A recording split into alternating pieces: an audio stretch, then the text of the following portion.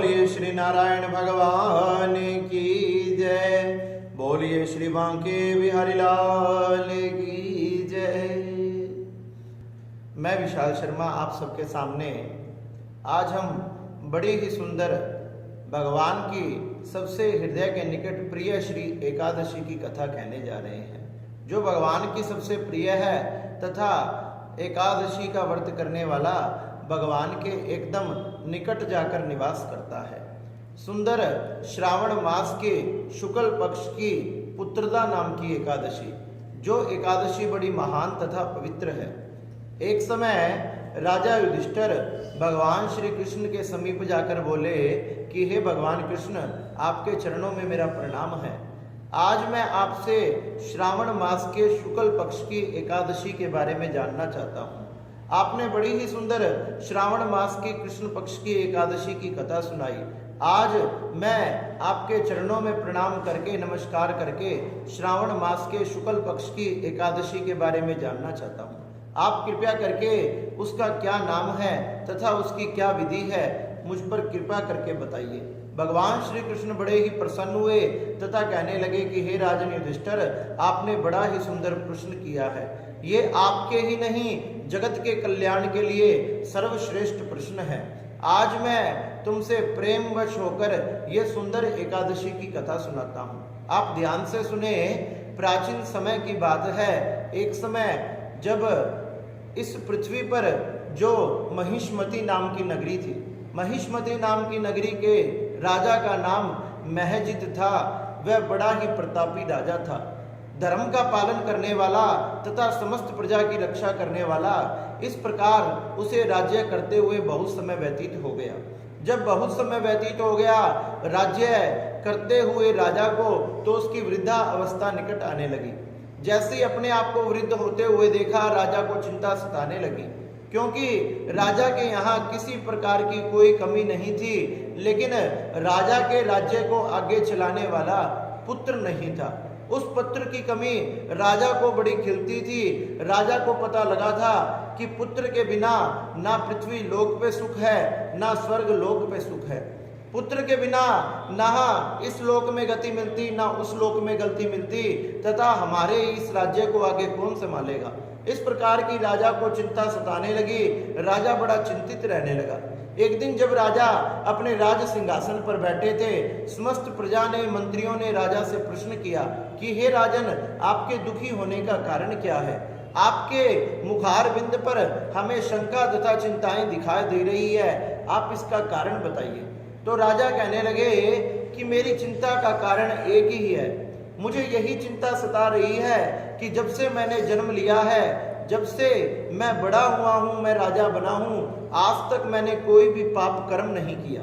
सभी प्रकार के पुण्यों को, सभी प्रकार के धर्म कार्यों को करा, फिर भी मेरे कोई संतान नहीं है। यहाँ तक कि मैंने संतान प्राप्ति के लिए अनेक से उपाय किए, फिर भी मेरे यहाँ कोई संतान नहीं हुई। प्रजा ये जानकर बड़ी ही चिंता हुई कि राजा हमारी चिंता में है, हमने राजा की चिंता को दूर करना चाहिए, हमने कोई ना कोई उपाय करना चाहिए। जब सारी प्रजा ने आपस में बातचीत की, तो वो कहने लगे कि हमने वन में चलकर राजा के लिए तपस्या करनी चाहिए। भगवान प्रसन्न होकर हमें वरदान प्रदान करेंगे तथा हम राजा के पुत्र की कामना करेंगे। इस प्रकार से समस्त प्रजा आज वन की तरफ चलने लगी।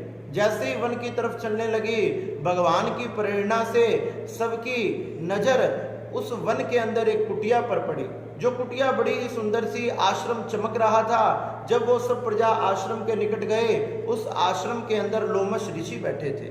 लोमश ऋषि जो महान तेजस्वी तथा प्रतापी थे, जिनका तेज चारों दिशाओं में फैलता था।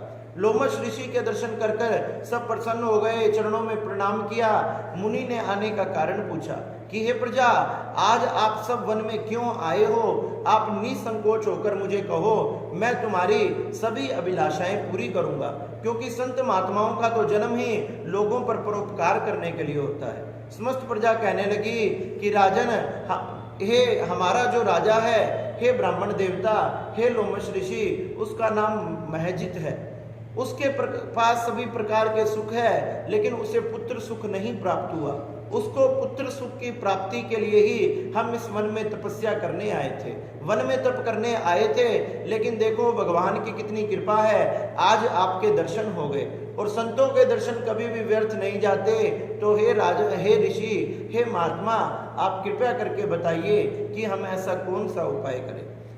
हमारे राजा से ऐसा कौन सा कर्म हुआ है जिससे उन्हें पुत्र की प्राप्ति नहीं हुई। लोमश ऋषि ने राजा का नाम लेकर नेत्र बंद करके ध्यान लगाया तथा ध्यान लगाकर देखा, और लोमश ऋषि कहने लगे कि हे प्रजा, तुम्हारे राजा ने इस जन्म में बड़े पुण्य किए हैं, लेकिन पिछले जन्म में तुम्हारा राजा एक वेश्या था तथा बड़ा क्रूर था। वह एक राज्य से दूसरे राज्य में व्यापार करने के लिए जाता था। एक दिन ज्येष्ठ मास के शुक्ल पक्ष की द्वादशी के दिन जब वो व्यापार करने जा रहा था, उसको बड़ी जोर से प्यास लगी।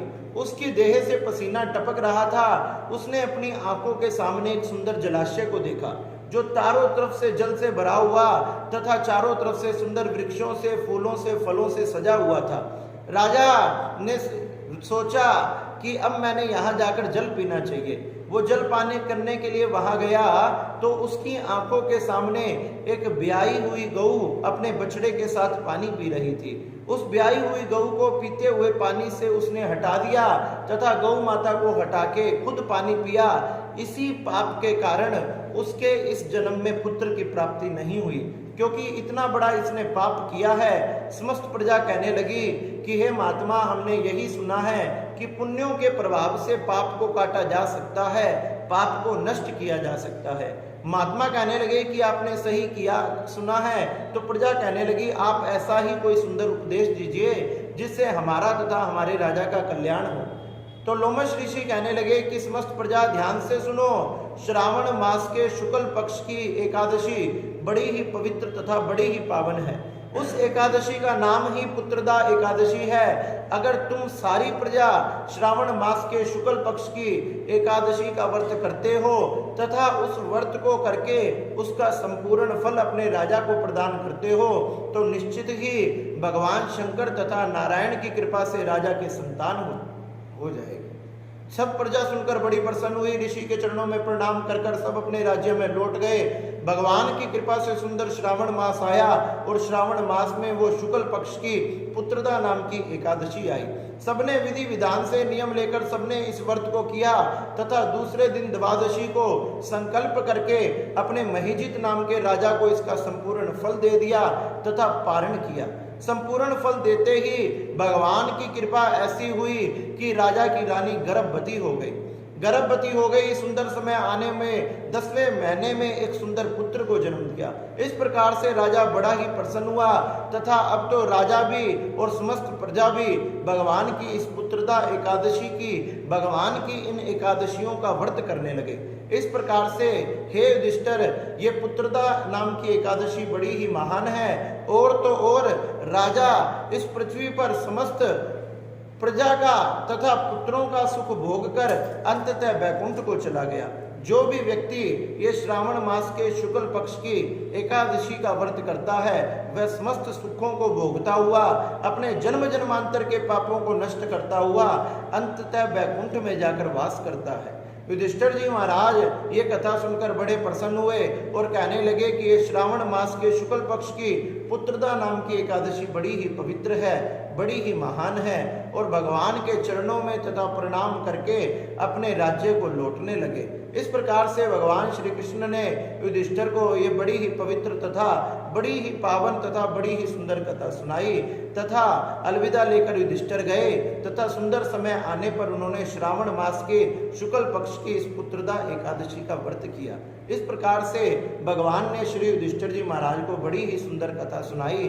बोलिए नारायण भगवान की जय, बोलिए बांके बिहारी लाल की जय।